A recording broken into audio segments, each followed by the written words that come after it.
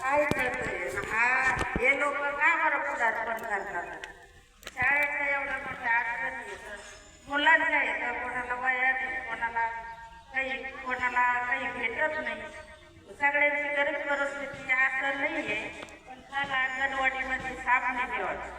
कारण मला सांगितलं सरांनी इथं मनोगत व्यक्त केलं त्यांचं. जेव्हा नदी खाल्ली शुद्धीकरण केलं तेव्हा जर 2-4 गाड्या आणून टाकल्या असत्या टॅक्सीने, तिथं जर कोणी पुढाकार घेतला असता तर आज शाळेमध्ये काही निघला नसता. लहान लहान मुलं आहेत, कधीतरी मॅडम एकट्या पण असतात. मुलांना जर काही घडलं काही झालं तर याला जबाबदार कोण राहील?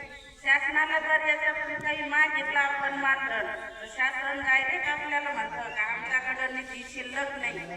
आज किती वर्षापासून गावात या पाणी नाही, शाळेला कंपाऊंड नाही, शाळेपाशी दगड पडलेले ते साफसफाई करायचं तुम्ही मनावर घेतं का? गावात एवढे ज्येष्ठ नागरिक येतं, कधी असे 4 लोक जमा करून किंवा म्हणून कोणाला असं शाळेला सरांना पुढाकार करून कधी म्हणतात का लोकांना? गावामध्ये ग्रामसेवक येते, तलाठी येते, कधी बघतात का शाळेकडं? मतदानाच्या वेळेस कसे मतदानाला लोक येतात, मग पाया पडायचे राव. आज या गावामध्ये 50 वर्षापासून पाण्याची सोय नाही. जिल्हा परिषदचं मतदान आलं, मोठं मतदान आलं, लगेच दारामध्ये येऊन पुढारी लोक पाया पडतात, आम्हाला मत द्या, आम्ही निवडून आलो तर आम्ही गावामध्ये काही करू. आहे का या गावामध्ये पाणी आहे का? कधी